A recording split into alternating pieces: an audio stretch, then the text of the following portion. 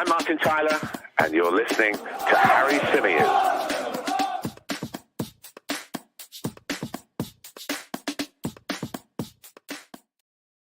Good evening. How's it going? Welcome back to another live edition of the Chronicles of a Gooner, the Arsenal podcast, part of the 90 Min Football Network. And I'm delighted to say that I'm joined by a very, very special guest. He hasn't been on the show for a while, but I thought with a gap currently of 8 points between our two sides, now is as good a time as any to get on my good friend, Dan De Luca. Dan, how are you? Yeah, great to be back. Great to be back. Shame you under these circumstances, but you know, that's how it has to be. If you're wondering why you can't see Dan De Luca, we've had a bit of a technical issue with the camera, which is why we were a little bit delayed in starting. But you'll just have to listen to his dulcet tones instead. I'm sure he will agree that I'm the far better looking one anyway, and you'd probably much rather look at me than him anyway. No offense, Dan, but it is what it is. But anyway, mate, how have you been? How's things going outside of Tottenham and everything that's been kind of going on there this season? Yeah, we're all right. You know, long year. Not even got a World Cup to look forward to because it's on at like 3 PM and all that sort of stuff. But not too bad. Keeping well. Just quickly on the World Cup, I know Italy aren't in it, which is obviously disappointing for you, and it obviously damages the kind of appeal of the tournament, I'm sure. But, you know, how are you feeling about this World Cup in general? You know, where it is, the timing of it. What's your opinion on all of that? Well, I was very unhappy when Qatar awarded the World Cup. I remember where I was when they did two awards in a row, didn't they? Which was completely unnecessary. And I was concerned, and those concerns have been realised. And even then, there was no word that it was going to be a Winter World Cup. It just doesn't feel like a World Cup, does it? And I appreciate other countries or other parts of the world have to deal with what we're dealing with now, mid-season in the winter. But I think the culture of how we watch World Cups in this country has been impacted by this. And it's very hard to have the same level of excitement. That's without Italy not qualifying. I watched the last World Cup. Italy didn't qualify for that either. I still enjoyed it. I'm sure when the football starts, I'll enjoy some matches. But in terms of the excitement and the build-up, that's not there at all for me at this moment. Yeah, it's going to be really difficult, isn't it, to kind of switch from all your focus being on Premier League football, and then just in a matter of days, you've got to, you know, turn your attentions to an international competition. In the past, with the World Cup being in the summer, you get that time to kind of wind down, process all that went on during the domestic campaign, and then you can slowly turn your attention gradually over a period of time. But now it's just like, bang, there it is. Here you go. World Cup football begins. So yeah, I totally appreciate that. It's going to be really difficult, I think, at the beginning. And I think the group stages are going to be a little bit of a drag. I've got to be honest, just looking at some of the games, looking at the times of some of them, it's not going to be ideal. And even the 7 o'clock game, Dan, I know we're not here to talk about the World Cup, but even the 7 o'clock game, it's just a little bit too early, isn't it? People with kids especially would probably want it to be 8 o'clock just so you can get home, have your dinner, put them to bed, and then sit down and watch the game without the distraction. Yeah, absolutely that. And I think, I watch pretty much every game of every international tournament and get in trouble anyway. But for those who, you know, look forward to, you know, doing their bit at home and then settling down for a bit of peace and quiet, the 7 o'clock kind of ruins that, doesn't it? So yeah, there's going to be a lot of unhappy wives in the United Kingdom, I'm sure. And I think we're going to talk about Arsenal very shortly, I'm sure. But with the World Cup in the middle of the season, with momentum going well, could you think of anything worse than to have to stop for a World Cup? You know, it's got to be frustrating. It's got to be frustrating for all the players. It's got to be frustrating for the managers, the clubs, and it's unique. Hopefully, it doesn't happen again. But it'll be interesting to see how some people fare after the World Cup's over. Absolutely, for sure, mate, for sure. Just a few hellos to the chat before we carry on.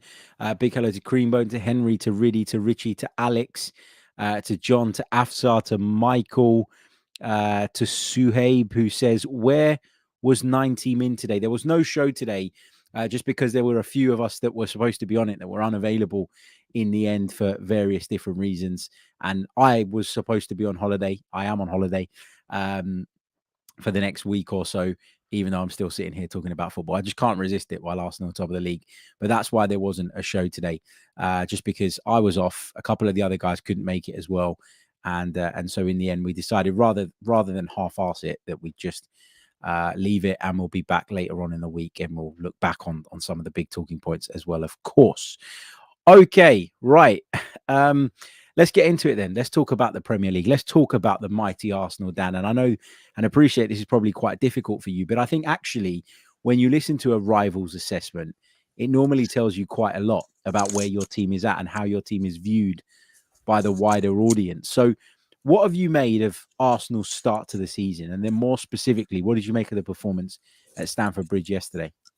Yeah, so to start with, it's not difficult at all.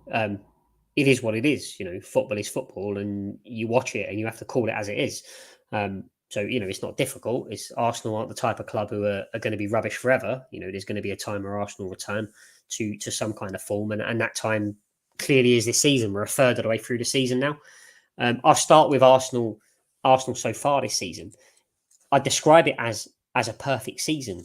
And some of what I say in this next bit, there's going to be Arsenal fans thinking there's a bit of bitterness about it. There's no bitterness at all. This is just the facts of where Arsenal are. A decent transfer window, decent starting fixtures. And you'll remember me saying to you pre-season, Harry, that I thought Arsenal would be top of the league at the end of October. The end of October come, Arsenal were top of the league. They've carried that on into early November. Good momentum. A little bit of rub, playing really, really good football. A little bit of rub. There's been a little bit of rub. There's been a couple of decisions that have fallen on the right side. That's all good stuff. That's not your fault. Hang on. Let me finish now. That's not Arsenal's fault. That's not your fault. That's not your listeners' fault. What I'm saying is these are all components that when they come together, it's fantastic for the team. Momentum's high, confidence is high. There's been late goals when you've needed them. There's been good performances away from home. And I would say of the games I've watched Arsenal play this season, which is all 13 of them, I say you deserve to win 12. So this isn't just at the beginning, people were saying things like, well, they haven't played anyone yet. Well, now you have played someone. Or there's always those doubts one by one have been taken away. And now we're looking at it a third of the season through. And I'd be saying Arsenal players and Arsenal fans must be going into every single game believing they can win. And what that does is that turns those potential draws, those tricky games that, the horrible little games like West Ham away. You think, Crystal Palace away, first game of the season. You look at that and you think, it could be a draw. But that confidence and that momentum is massive. And what Arsenal are doing, and what this Sunday showed as well, is Arsenal are winning in different ways now. And that's really, really important for a title challenge. That's when it becomes not just a good team who are capable of putting up a fight for half the season and holding on to top four. If you can win in different ways, then you're capable of coming out on most matches with a positive result. So I think Arsenal are in a really, really good place. Another thing I was going to say about, everything being perfect, no major injuries yet, which is fantastic. This is exactly what a club needs. I'm not sitting here wanting clubs to have injuries so things don't go well, but everything is going perfectly well. I'm just reading your man's comment there. There's no pain here, mate. Been watching football. I've watched Arsenal win all sorts. There's nothing about this that hurts me one bit. Everything's going really, really well. The new signings have settled in. There's people coming off the bench when they need to and contributing. And you're in a really, really good place. You asked me about the performance on Sunday, and I described it to you as extremely comfortable. Extremely comfortable. I didn't feel it was the best attacking display from Arsenal that I've seen this season. In fact, it wasn't. It was probably the quietest you looked after the first 15 minutes. But I never felt at any point that Chelsea at Stamford Bridge was going to win that game. And I think that's really, really telling. I thought it was probably Arsenal's best performance of the season in terms of complete control at a difficult fixture. And with the exception of the game against Leeds, it's hard to pick a game that Arsenal didn't deserve to win, if I'm honest.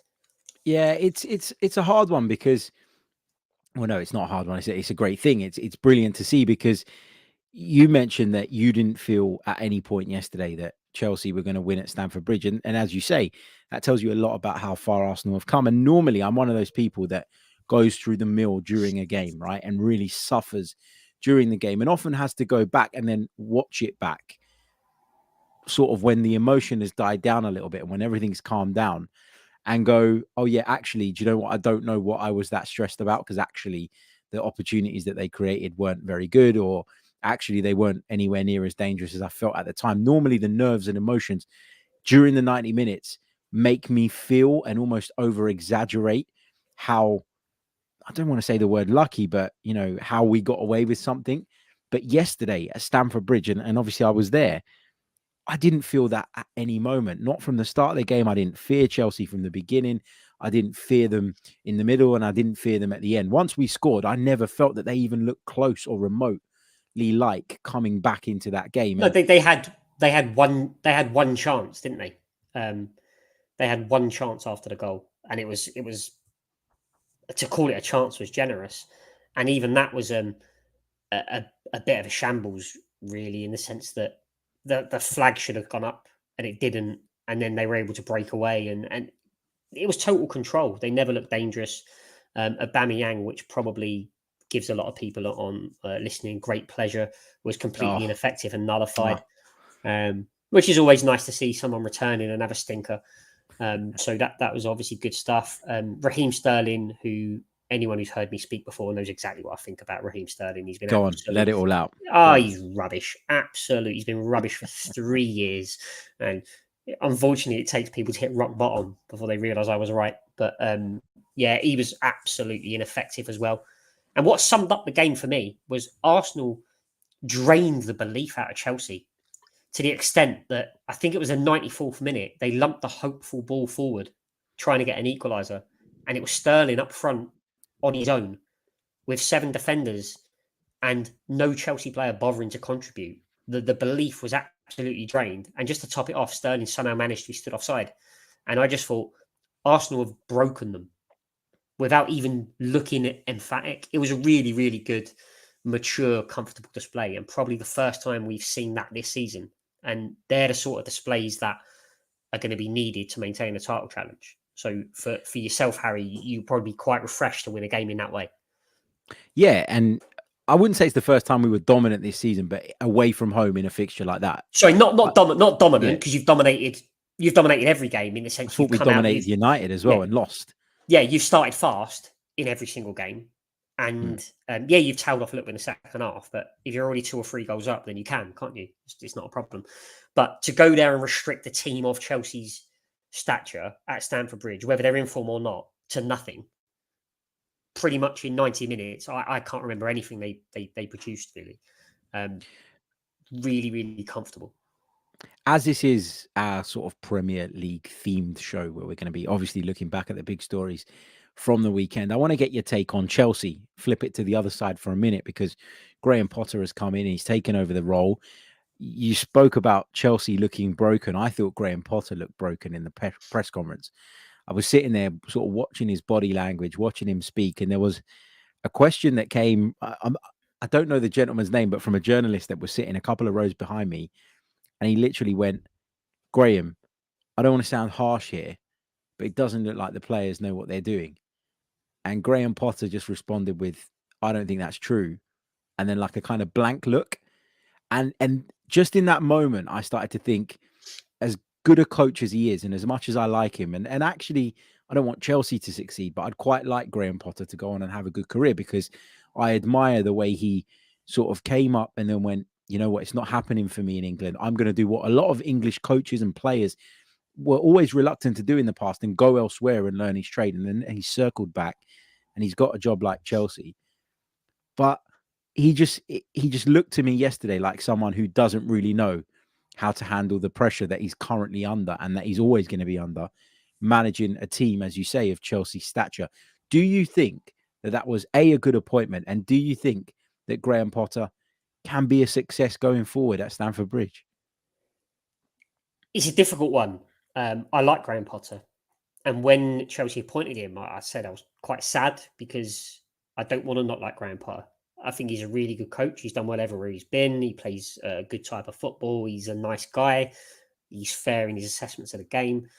The reality is, I mean, you said he looked a bit, what was the word you used? Disheveled, a bit lost. He just looked a bit, like as if how I can't believe someone's asking me this question. But let's say how it is, right? If you've sold Cucurella for £63 million, you're over the moon, and then 2 months later you've got to manage him again. I mean, that's a bit of a kick in the teeth. So let's start with that. Look, let's have it right. Chelsea is a step up in level. It is a step up in pressure, and Chelsea weren't playing well before Graham Potter joined. So clearly, there's some work that needs to be done. Yeah. There are some big players in the dressing room with big careers behind them. And I don't want to, this is a sweeping judgment I'm about to make about these players. Obviously, I don't know this about these players, but you do get the feeling there are some players in there who would look at Graham Potter and think, I didn't come to play for Graham Potter. And there's something about being English and coming from a club like Brighton and then Swansea as a manager, where at a club like Chelsea, you need to earn that respect. You shouldn't have to, but that's a bit of modern football. There are some managers you can turn up straight away and command instant respect and get it. Graham Potter clearly is going to want to change the way Chelsea have been playing. That's going to take quite a bit of time there, and I do worry if he's going to get that time. We don't know what Chelsea's new owners are like compared to Abramovich, but they did sack Thomas Tuchel pretty quickly. You saw... and I saw an article on Raheem Sterling, who again, absolutely dreadful and has been for a long time. But Chelsea called Sterling their number one target. He joined Chelsea stating he was looking forward to play for Tuchel. Now Tuchel's not there. But let me just pause you there, Dan, because I agree with you that Sterling's been underwhelming in terms of what he's done at Chelsea so far. But with the exception of yesterday, where Chelsea did seem to change the formation a little bit and go with something more like what we'd expect and something more like a role for Sterling that I'd expect him to play in. He has at times been, at least on paper, playing at left wing back since Graham Potter's come in. Surely we've got to give Raheem Sterling a bit of leeway in the sense of he's playing roles that are not always the roles that he was maybe brought in to play. He's had to adapt to that. He's not really put up a fuss about it. He's just got on with it. And so if you take him out of the position where he's most effective, naturally, of course, you're going to see a drop-off in performance, no? Well, surely if you're a left winger attacking player and you're asked to play left wing back, then that's probably not going to end very well. And I would encourage Graham Potter not to utilise that too much. Obviously, Chilwell's injured. They've got other left back, wing backs at the club. I don't see why they need to do that. Is it a case of trying to fit Raheem Sterling in as opposed to playing him somewhere? And this inexperienced managers do often do this a lot. Fans do it a lot when they create their combined teams. Or we'll just fit him in because he's a big name. We'll play him in midfield. He's a striker. Doesn't matter. Raheem Sterling hasn't had a goal or assist since August. This is the harsh reality of it. Obviously, there's more to a player's game than that. But Raheem Sterling isn't the sort of player who historically offers any more than those things. He was struggling to get in the Man City side. He stunk the Champions League final out. And even though he scored 3 goals, as I did say on this pod during the Euros, I thought he was terrible in the Euros tactically, and found himself almost nullifying other players. So I think Raheem Sterling is a problem, and he was the big signing of the summer. I did say to you as well, and you remember this, Harry, I did say I did fear for Chelsea this year in terms of top 4, because I felt like their transfer business was just run around with a sack of money and get anyone who was available. They were the exact words I used. Aubameyang is a prime example of that. It felt like we haven't got a striker really. Who is there? Aubameyang, okay. The centre half, Koulibaly, anyone available. I didn't feel there was much of a transfer strategy. I feel this particular team has been thrown together by the new owners. Yeah. I'm not convinced, again, I don't know this, I'm not convinced Thomas Tuchel had as much as a say as you would expect for a manager of 100%. Of his size. There was obviously some friction. He was sacked very, very early. Graham Potter is a good appointment for the owners because he might toe the line for a bit. But I think the key at Chelsea here is, what are these new owners like? We don't know. But in terms of their transfer strategy, it all felt very desperate. And they don't look very good or threatening. And that's the harsh reality of it. Let's move it on a little bit. Let's talk a little bit about your side, Spurs. Obviously beaten by Liverpool yesterday. That's 4 games lost in the Premier League now for Tottenham. People were talking them up at the start of the season. I know you weren't, but there was a lot of chat about how Tottenham were nailed on to finish third, how they would be the closest to Manchester City and Liverpool. And, mathematically, that's still possible, of course. They're in fourth place. They're not a million miles off of the top. They're only, 6 points off of Manchester City in second, 8 off of Arsenal, who sit top. So it's not the end of the world for Spurs, but I've been really shocked by how bad the performances have been this season. Now, I know in the second half against Liverpool yesterday, they were pretty good. And actually, in the end, we're unlucky, I thought, not to get something out of the game. But generally speaking, when you look at Spurs this season, that you just can't go out every week and fail to start and allow teams, that upper hand, because teams like Liverpool will be good enough most of the time to hold you off when they get that kind of advantage. So where are you at in terms of where Spurs are at this season? Is it Conte? Is it the players? Is it a bit of both? What's the problem at Spurs? Why isn't it clicking in the way that so many predicted it would ahead of the campaign? I think, and I thought at the time, I thought some of those predictions were a little bit overboard in terms of challenging for a title. I think a lot of people, a lot of journalists got carried away by the transfer business. Just because the business was better than previous years doesn't mean it was fantastic. I thought Tottenham did some good business. They bought Basuma into the side, who should work. It's taken a little while. Richarlison came into the side. It's taken a little while. But ultimately, I'd probably explain Tottenham's situation like this. We've got a manager who, for me, is one of the best managers in the world. I think that's been proven. And until further notice, I think you need to foul at 2 consecutive clubs before that doesn't apply anymore. Okay. So it's probably, I think everyone can have a bad stint at a club. The reality is Spurs are probably somewhere between 3rd and 5th, depending on how they perform. Like you say, they're not performing well, and so we're closer to 5th and 3rd at the minute. And the reality is we've got Conte, who wants to play in a certain formation. He believes in it. He does not have the players to play that formation successfully. And one of those two things needs to change. It's either going to be the January transfer window, where Conte can bring in some players that mean we can play that formation more effectively, or Conte is going to have to change his formation, which feels very, very unlikely. And I think ultimately that will be the determining factor as to whether Conte signs a new contract around about February time. But if I'm Daniel Levy, then I'm Tottenham Hotspur Football Club, right? I know we're supposed to be chatting about the weekend, but I want to have this wider conversation around Spurs because I think it's quite interesting. If I'm Daniel Levy now, and Antonio Conte is telling me I need this, I need that, as you said, he wanted Perisic, he went out and brought him in. Obviously, that was a free transfer. He went and brought Basuma in. He paid big money for Richarlison.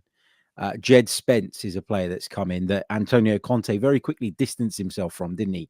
Said it's not my signing, it's the club signing.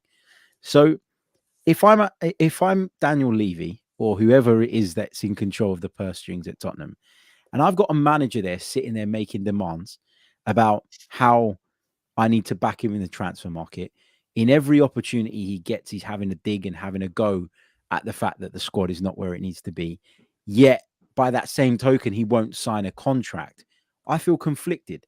How can I give him the keys, essentially, to Tottenham Hotspur Football Club and give him the backing and the support financially that he clearly demands if he himself will not commit to the project beyond the end of this season? Can you not see how there is, at least in my opinion, a bit of a kind of stalemate here? Yeah, there is a stalemate. There's a bit of chicken and egg, but then you got to remember there's another element to it in Levy's favour, that if he does want to sack him at a certain point, the shorter the contract, the better for the football club. So there's a little bit of bonus. Clearly, if I'm Conte, I'd be saying, you want me to stay, this is what I want. And obviously there's a bit of conflict there. But like you say, he has been back to a degree. He has been given some players. But the fundamental problem with Tottenham right now for me is you can exclude Harry Kane from this because Harry Kane's an exceptional footballer. You can exclude Heung-min Son because Heung-min Son's an exceptional footballer, albeit Heung-min Son is now 30. Harry Kane's approaching 30. They're probably peaking now and will get worse. There are still players in that team who were around when Mauricio Pochettino was putting up his title challenges and Champions League runs. Title challenges. Come on, Dan. There was a title challenge. Use that loosely. Come on. There was a title challenge in there. Where they ended up finishing third in the 2-horse race. That one. Well, you might finish third in a 2-horse race this season, and I'll be sure to remind you of that fact. Please do. I will. But the point is that the evolution of that team has not happened quick enough. So when I look at Tottenham, there are still players in that squad that, when they're starting football matches, I wince. And if you're going to put up a title challenge, you cannot have that. If you're Arsenal now, you're looking at your team, the team sheet goes up. Do you look at that team right now and think, oh, no, he's playing today? I don't think you do. You're in a good place. I don't, yeah. You're in a good place. Okay, if you get a couple of injuries, and Tottenham have had a couple of injuries, we've had injuries in attacking positions, but defensively is where Tottenham's problems sit. And you've still got Eric Dyer, you've still got Ben Davis, we've got Emerson Royale, who Conte favours for no apparent reason. So there's 3 players straight away there. In the back line, in the back 5. Yeah, but he's brought in Clement Longley.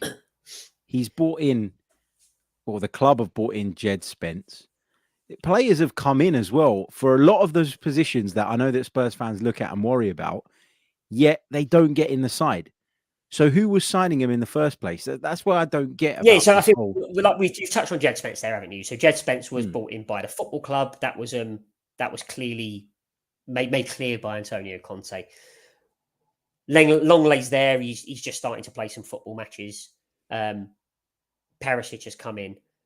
But there are still players who have been there a long time who aren't what I would call good enough to challenge for a title.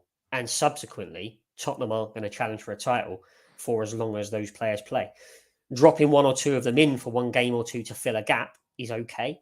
But there was a game last week where I looked at the starting lineup. I saw Emerson Royal at right back. I saw Sanchez. I saw Dyer. I saw Ben Davis. 4 of those players in a back 5 is far too many. You're going to lose football matches. You're going to drop points. And the Premier League has moved on a lot. You look last year, the last 2-3 years, we're talking about 95 points to win a league. For context, I think Arsenal's invincible season was around that mark, wasn't it? And that was an exception. I think Arsenal's invincible season was 93 points.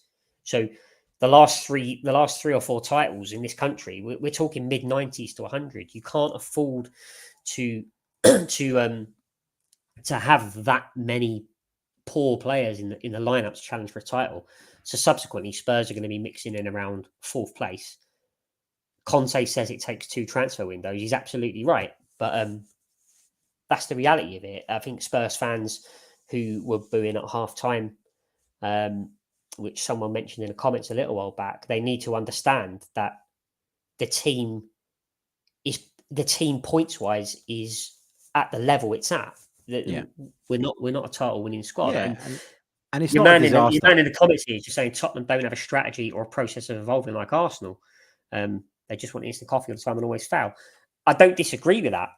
To be honest, there doesn't appear to be a strategy necessarily, and there hasn't been a strategy since Pochettino's 1st or 2nd season, probably.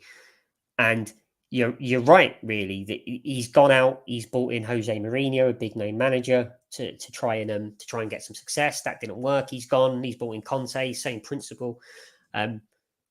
Where he compares it to a process of evolving like Arsenal, I guess that's a gamble, and it's probably taken a season more than Arsenal wanted. It doesn't always work. You need a lot of things to go your way. And yeah, you do need things to go your way, but I think people want to at least understand where something is going. So like last season, obviously for Arsenal, there was a lot of disappointment at the end of the campaign, right? I sat here on this very show and I found it really hard to kind of get over the fact that we missed out on the top 4 the way we did. But at the same time, I knew deep down, and particularly when the dust had settled, that we'd moved in the right direction. We were much closer than we were the previous year. You were looking at some of those players that the team was being built around, and you always felt like, the only way for them was up in terms of their individual progress, and therefore the team would be better going forward. And when you got that belief and confidence in a process, or I know people hate that word, a plan, then you can I think, afford them time. but But I don't see one at Spurs. I no, I really think you don't. need I to. agree with that comment. So I agree with the comment that there isn't really a strategy. Daniel Levy's strategy is to get the best manager available, if he can. That went horrendously wrong in last summer. We ended up with Nuno Espirito Santo because various things fell by the wayside. That went wrong. At least there's a bit of ambition to get rid of these managers quickly, and try something new. If we're talking about, a process of evolving, do you give Nuno Espirito Santo the job for 5 years and say, well, don't worry, he's new, we're going to back him over 5 seasons? There's a balance to it, isn't there? I agree there's not a great strategy. Bring in a manager, the best manager you can, to try and sweat as much as you can out of these players. The fact is some of these players aren't good enough. But what I say about being closer, a lot comes down to how patient the fan base are. Because if we're measuring it on closeness, Tottenham are a lot closer to first place now than we were this time last season. Yet there are still unhappy Tottenham fans. Some will point at the style of football. Some will point at. Does that bother you, Dan? The style of football? Yeah, I guess it depends, doesn't it? It bothers me. It bothers me sometimes. Obviously, I'm Italian. I'm used to defensive football. I know what type of football we're going to play. What bothers me is when the style of football doesn't work. And that's an obvious thing to say. There's nothing more fantastic than shithousing a 1-0 win against your rivals. I remember when we beat Arsenal a couple of years ago, and Alavi asked me what was the second half like, and I described it as someone trying to have sex without Viagra, where literally Mourinho stuck 10 men behind the ball and watched Arsenal huff and puff for 45 minutes. There's no issue with the style if it works. Spurs have an over-reliance on a front three. There is a clear... Spurs front three is very, very good. Kulusevski is a fantastic footballer. He's been injured. That's a blow. Richarlison, who would fill in for him, bit of a blow because he's been injured as well. Son's been out of form. And ultimately, a front three with 2 players in it is always going to be a problem because now you're relying on a front 2. So there is a clear idea there, which is to defend, suffocate, counter-attack. You need good fullbacks. Tottenham haven't got them. That's the facts. And if you're over-reliant on a front 3 and that 3 either isn't available or has a bad game, you're in big trouble. So I understand the formation. I understand the tactics. The only thing that's frustrating for me is it is heavily reliant on having decent fullbacks, which we clearly haven't got. Yeah, but so then, that should have been addressed, though. It should be addressed. Yeah, and that's what I'm saying. That's the frustration for me. It's not so much the style of football. Okay. It's not like we're playing long ball. There's a difference between a West Brom Burnley style of football where you have 2 low blocks and then lump the ball forward to, in our case, Harry Kane, hope he flicks it on as someone runs onto it. That's a poor style of football. Conte and Tottenham's style of football is a bit more tactically astute than that. Unfortunately, the execution is poor. I don't think Conte has got the players to adjust it. And similarly, the defenders I mentioned to you earlier, he hasn't got the confidence in those defenders to only play 4. So it's a very difficult situation he finds himself in his defence, if that summarises it well enough. Okay, let's flip it to Liverpool. Big win for them yesterday. It was their first away win of the season. It's mad to think that, right? A side that have been so good over the last few seasons. It's taken them 13 games to find their first win on the road. Obviously, they didn't play 13 away, but you know what I'm saying. Why have they dropped off so much, in your opinion? I've got my opinions on this, but I'm interested in yours. And then we'll talk a little bit about the idea that they might be up for sale, because just a week or so, or 2 weeks or so after Jurgen Klopp sat there and complained about sort of sugar daddy ownership, he could well be working under someone very, very similar in the not too distant future. So let's make some comparisons then. Arsene Wenger. When would you say Arsene Wenger's Arsenal started to decline? What year? I want to say about 2008, 2009. I think up until that point, so he was doing what he could do, because new money had come in and it just, the landscape totally changed. Yeah, the landscape totally changed. Okay, I'll come back to that. And then when would you say Mauricio Pochettino's Tottenham started to decline? And the reality is, what happened to Liverpool last year was difficult. to lose a Premier League title that you had in your hands 15 minutes later, to then go to the Champions League final and get beat, to then pick yourself up for another season a couple of months later. That's hard to do. I would have argued that when Arsenal started declining under Wenger, it was after the Champions League final defeat. You've reached the pinnacle. You've reached the pinnacle of that squad. Everything you've worked towards. You've lost that game. You've then got to go out 3 months later and start picking up wins away at places like Blackburn Rovers. It takes a certain type of motivation. And if you've got the same players at the squad, largely, it's very, very difficult. And you'll see a lot of times teams have slow starts that takes a while to recover from. I think Liverpool will do okay, but then they're not going to get close to the title this season. They'll be scrapping around 4th place. Liverpool had a lot to deal with. They've obviously lost Sadio Mane, which is a big loss. It's recoverable. They've got a couple of injuries as well. But the reality is to have to pick yourself up and go again after 3 or 4 seasons where they've been relentless, to deal with the blow of losing the quadruple. You know, they've come within 2 games of the quadruple, and that's the reality of it. It's really, really difficult. And I think that's the biggest issue with Liverpool. I think the way they play, the way Klopp coaches them, it is clearly very, very demanding. There's a lot of players who have leveled out. Trent Alexander-Arnold being one. He certainly leveled out after he burst onto the scene 2 or 3 seasons ago. Even Robinson is not getting forward as aggressively and consistently as he did, but those 2 players are still being relied on for the strategy. Similar to what I was saying with Spurs fullbacks. I'd take Liverpool's fullbacks instead in a heartbeat, don't get me wrong. But the formation is still heavily reliant on those 2 players. Trent Alexander-Arnold is struggling. So that's a big deal.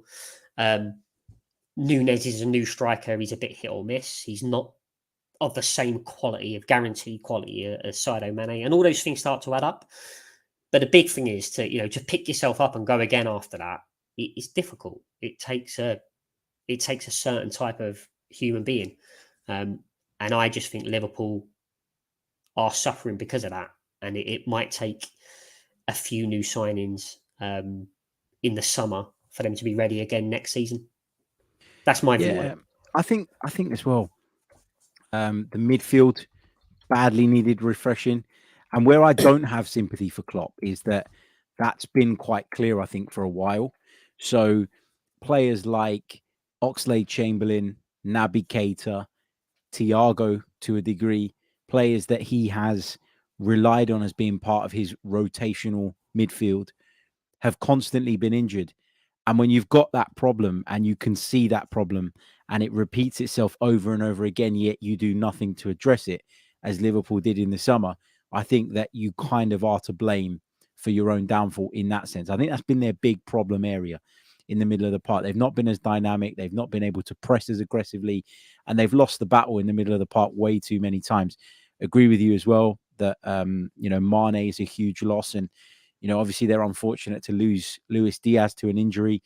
But as you say, are any of the players that they've brought in at the level of Mane in terms of guaranteed quality? I don't think so. So I think there's a combination of things with Liverpool. And as I mentioned, the news broke today that FSG are considering selling the football club. Now, will it make a bit of an idiot out of Jurgen Klopp, Dan, if a sugar daddy, let's say, for example, from the Middle East comes in, takes them over after the way he's been talking about the ownership at some of the other clubs in the Premier League? Not really, because I think we know he's a bit of an idiot anyway. With the maximum amount of respect I can offer to him after saying that. He said things in the past like, the day I pay 60 million for a footballer is the day I stop being a manager, because I'd rather coach a player than develop one. Then he spent 80 million on Van Dijk, 60 million on Alisson, and so on and so forth. The reality is, who owns a football club is out of his hands and his control. If I was Klopp, I'd be a little bit worried that owners of that nature, who may buy the football club, aren't the type of owners typically who would tolerate a start to the season like this. And he'd be sacked. I think Klopp is a fantastic manager. I think he's the best manager in the Premier League today in terms of what he's achieved in his career. But the same happened to him at Dortmund. He had great success with Dortmund. but that squad broke. I don't know if it's training methods. I don't know if it's the mentality monsters myth, the way they play at 100 mile an hour, but that squad broke, and they were in the relegation zone at Christmas in Germany. And I think when he got sacked, they were maybe somewhere between 12th and 14th. So there's a bit of previous here in terms of how many years he can have a squad at the peak. He's done fantastically well, but every squad needs a refresh. And look, any person who is going to win a league and watch Manchester City score 3 goals in 15 minutes to take it away from them and then go and get beat in the Champions League final, there's no person on earth who can come back to the work next day and everything be fine. That is the end of an era when that happens. That is the end of a particular team.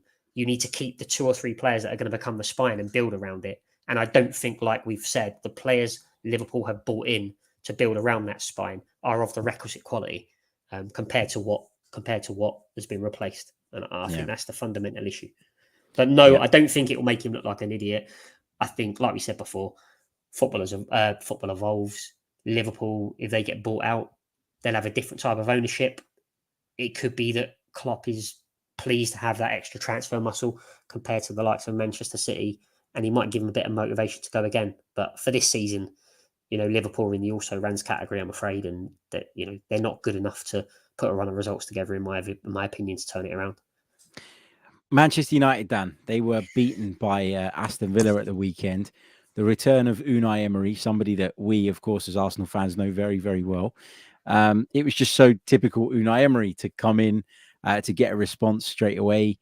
I said on TalkSport 2 the other day when we were giving our predictions for this fixture that I really felt like in front of a packed Villa Park, and given the new manager kind of feeling and the vibe around the place, that actually Villa could stun a Manchester United side who I think are improving slowly, but have these types of performances in them. Were you surprised that Villa, comprehensively beat them? And what have you made of United so far this season? But to be honest, I was surprised that they comprehensively beat them in the manner that they did. It was far worse a beating than I was anticipating. I must be honest. A defeat wouldn't have surprised me, but the way they were, blown off the park in the first 15 minutes, I was surprised about. I thought they had turned the corner enough that they wouldn't get to a place where they were 2 down without competing again, like they did at the beginning of the season. What do I make of their season so far? Look, it's mixed, isn't it? They seem to be capable of pulling a performance or 2 out. They gave Tottenham an absolute hiding. They were lucky to beat Arsenal. That performance that they put in against Spurs. I know Spurs were bad, but that was when I kind of stood up and took notice and went, yeah, this is what Ten Hag is looking for. This is what he's trying to do. This is Man United again. That was the first time in years that I've looked at United and gone, my God, they look scary.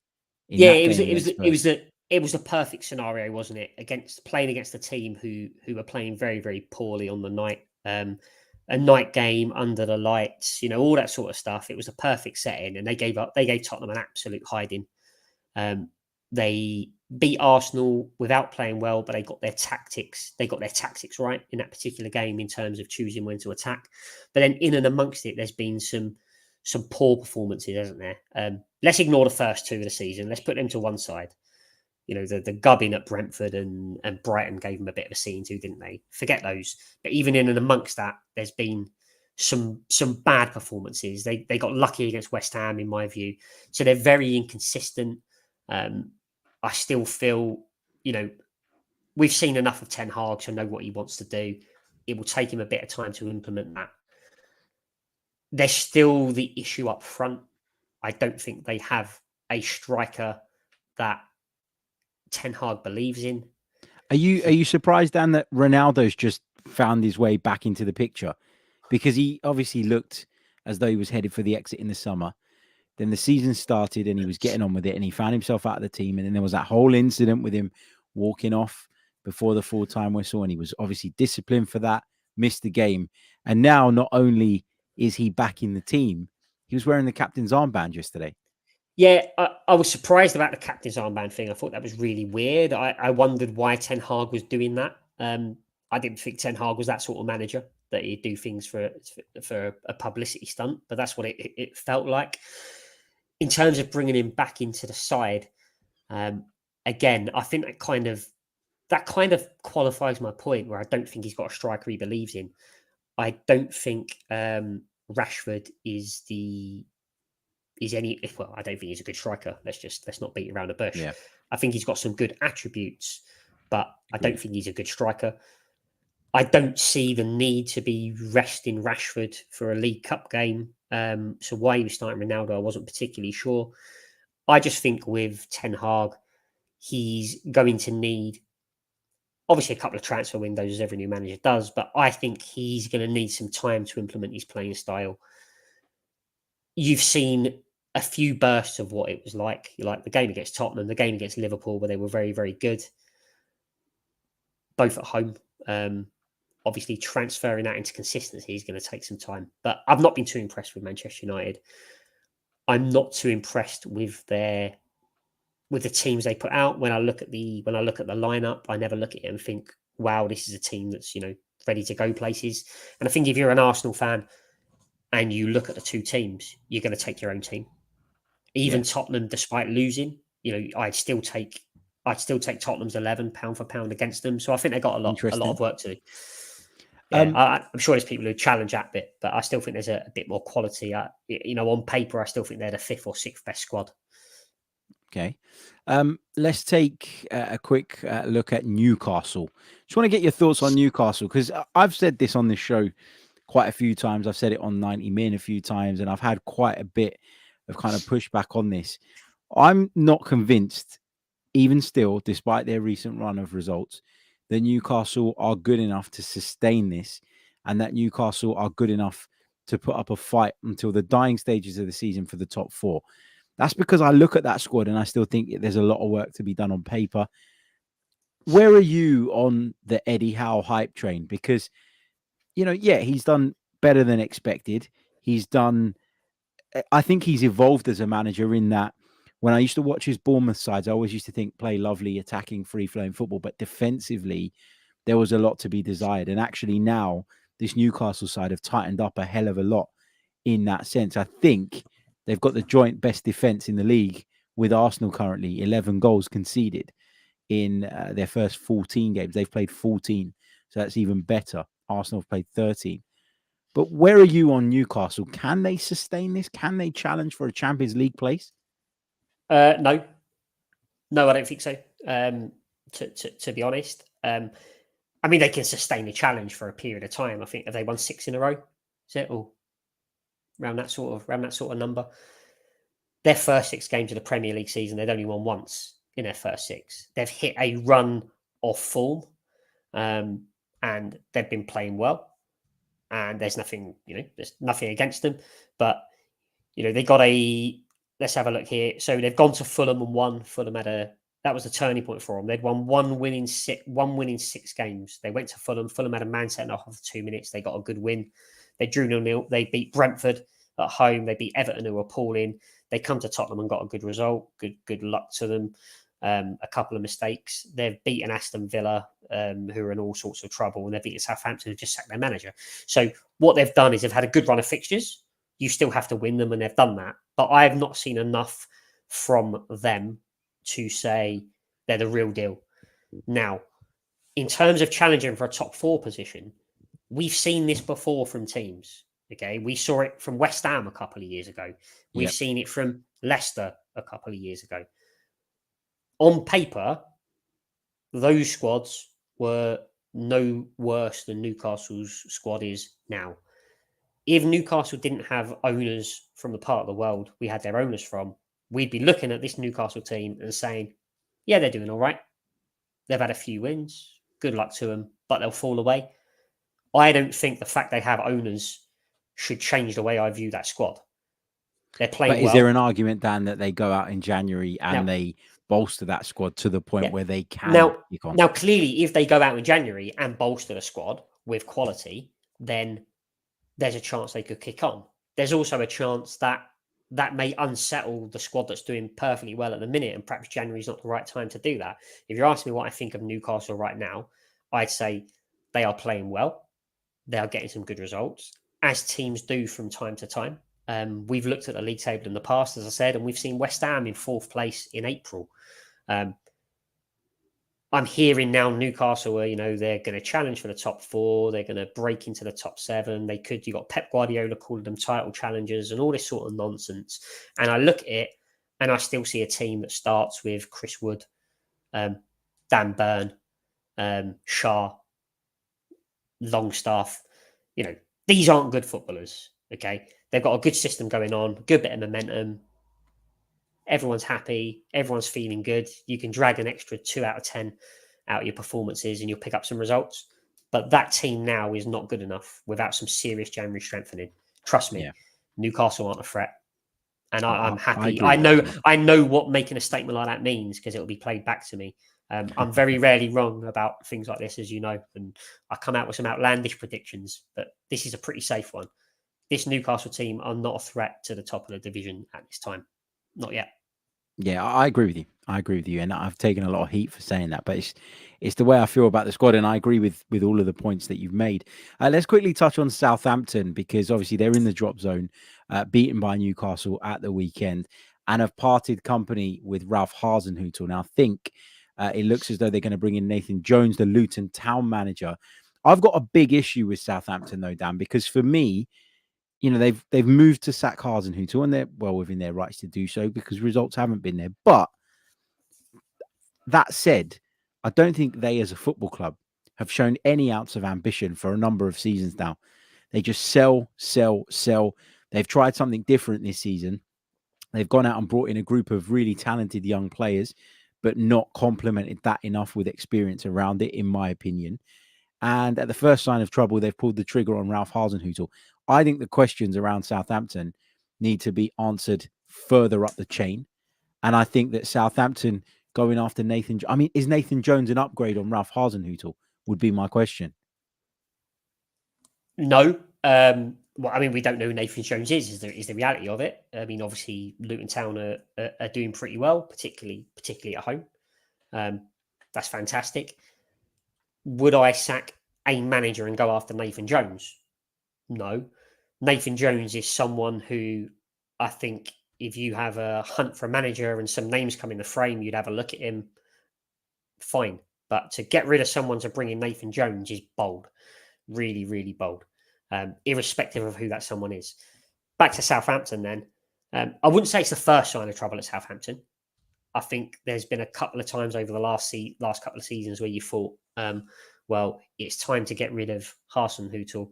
Suddenly they put a run of results together.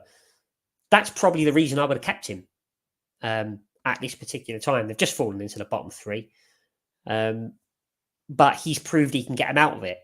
So I'm not sure what Southampton are expecting from him at this point. I would have been inclined, if I was Southampton, to leave him in there, let him get them out of it, give him a few games to do so, then maybe pull the trigger at the end of the season and take a different direction.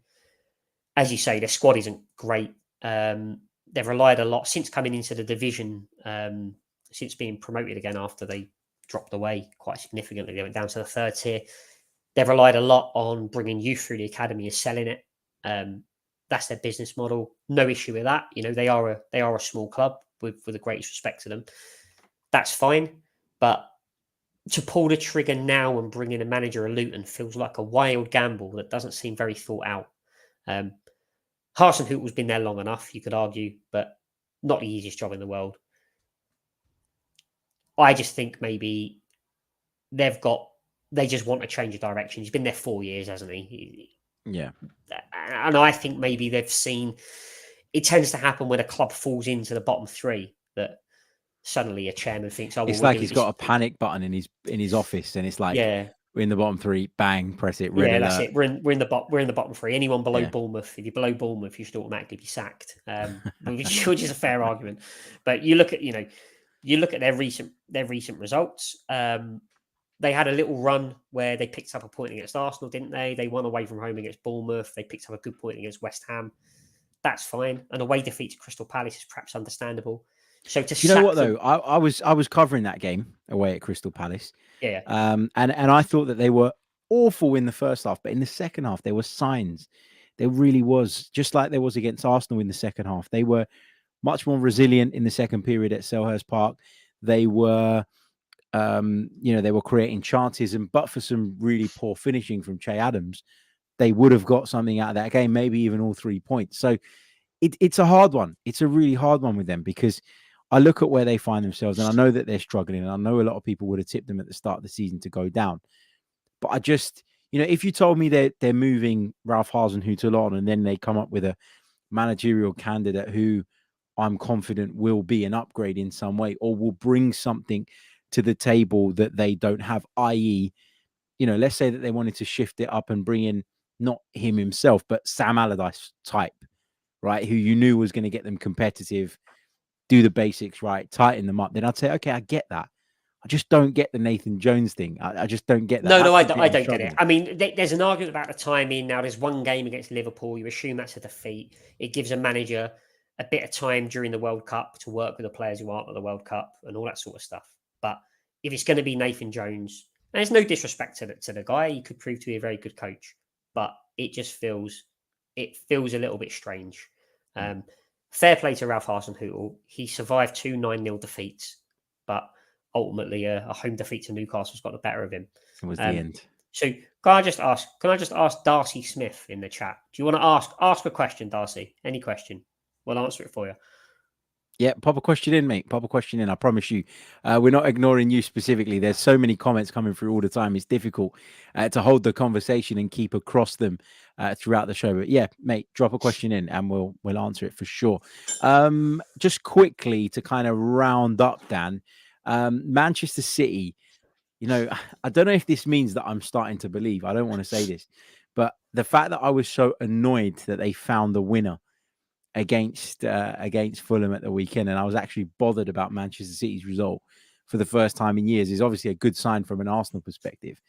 But what did you make of that penalty decision? Because I know I tweeted at the time saying I don't really get what the problem is. He kicks into the back of his Achilles, and he doesn't get any of the ball. And if you do that in 2022, you're kind of asking for trouble. Would I like to see that given as a penalty? Probably not. But do I accept that the way football is now, that you have no choice but to give that as a penalty? Yeah. And I actually pissed off quite a few Arsenal fans by suggesting that I thought that was the right call. I know you've got an opinion on the penalty, first of all, and then I know you've got an opinion on Man City and Pep Guardiola. So go for it. So I don't think it was a penalty. I think it was a dive. Yeah, there's contact. There's always contact in a box. There's contacts. There's lots of contact in a box. I don't feel the contact was anywhere near enough to knock him over, and you can see the delay. Yeah, you can argue that it's clumsy. Yes, you can argue that it gives the referee a decision to make, but that does not make something a penalty. There's always this argument that if someone lunges in, oh, well, he lunged in. Just because you lunge in doesn't make it a penalty. I didn't feel like Kevin De Bruyne was impeded at all. I think he felt a little bit of contact, and he was clever enough, if that's the right word, to go down. What happened is the defender panicked in the last minute of a football match and swung his leg. He's a poor defender, but being a poor defender doesn't mean you should give away a penalty because someone's chosen to fall to the floor. So I didn't think it was a penalty. I don't think this was anywhere near as bad, but in terms of Arsenal fans who, did or didn't think it was a penalty, it was very similar to the Gabriel Jesus incident against Liverpool. I actually think the foul, if it was a foul on Jesus, was far worse than this one. I think there was a lot more of a swipe taken at Jesus, and the contact was a lot more. But it was exactly the same thing where Jesus and De Bruyne felt some contact, realised that with the situation they were better to go down, and you can almost see time pass while their brain decides what's the best thing for me to do here. Shall I try and chase this football, or shall I fall to the floor? And I think when a player does that, for me, I'd always prefer to see them told to get up, acknowledge that you haven't been knocked over, you've tried to win a penalty, and as a referee on VAR who has the benefit of viewing that in hindsight, I'm going to call you out on it, and I'm not going to give that penalty. So I don't think it was a penalty at all. In terms of Manchester, in terms of you believing and feeling sad, look, I'll say this to everyone who's listening to this show now. If you don't get excited about a title challenge when you're top of the league after a third of the season, then what are you doing? What are you waiting for? Why are you so worried? What's the big deal? Why is everyone so cautious and worried to get excited about a title challenge? You're top of the league after 13 games. Of course, you should be believing. You should be wanting Manchester City to drop points. You should be wanting to open a 5-point gap. Of course, you should. What's the worst that could happen? You fall short and a few people laugh at you. Well, big deal. If you don't get excited about the position you're in now, then you have to question, what's all the years of misery worth? When are you going to get excited? So I'd absolutely be watching Manchester City's game, absolutely fuming that they managed to find a way to win that game. Because, if you can't build a lead, then you haven't got nothing to hold on to, right? So you should absolutely be getting excited. You're a third of the season in, you've won 11 games. At this run rate, you're going to get 99 to 102 points, and that brings it home. Yeah, sure, it won't be plain sailing for the whole season. And that's why you should be excited when things are going well. Manchester City, look, I think they're going to have too much. That's not Arsenal's fault. That's not Liverpool's fault. It's not Tottenham's fault. It's not Manchester United's fault. Unfortunately, they are the best team in England. And that's probably why games like Sunday or Saturday, if it was Saturday, are even more frustrating for you, because there's not going to be many opportunities for them to drop points. So, yeah, I'll keep my views on Pep Guardiola for another day. But yeah, look, you should be excited about a title challenge. Why not? Oh, so nice to hear. Dan, gonna round it up there, I think. It's been a good chat. It's been a good show. We've spoken about all different things. We've spoken about many of the Premier League sides and sort of where they are at the moment. And it was good to kind of have a little bit of a catch up about the bigger picture around a lot of these clubs, because as I said at the start, we haven't done a podcast together for a while. So thanks, of course, for joining me. And I'm right in saying that you're going to be with us a lot more during the World Cup. Yeah, I'll be joining you during the World Cup, similar to the Euros. We had a good bit of fun during the last Euros, didn't we? So I'll be hopefully offering my no nonsense analysis on all things international football. Indeed. Brilliant stuff. Dan, thank you so much, mate. Thank you to everybody in the chat as well for participating throughout the show. Thank you to everybody who's watching live or who will watch this or listen to this back a little bit later on. Make sure you leave a like on the video. Make sure you subscribe to the channel. We're less than 500 subs away now on YouTube from 25,000. So let's try and get there ASAP. And if you're listening on the audio platforms, then please, of course, do leave us a review. Lots more content to come your way this week. Tomorrow, we're going to be building up to the Carabao Cup tie with Brighton on Wednesday, and we'll be getting some of you guys involved with a phone-in version of the show from 7 p.m. tomorrow. So stay tuned for that. That's Tuesday evening.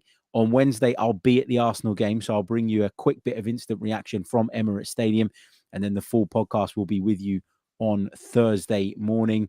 Thursday night, we're going to be building up, Thursday or Friday night, depending, we're going to be building up to the game against Wolves on Saturday evening as well.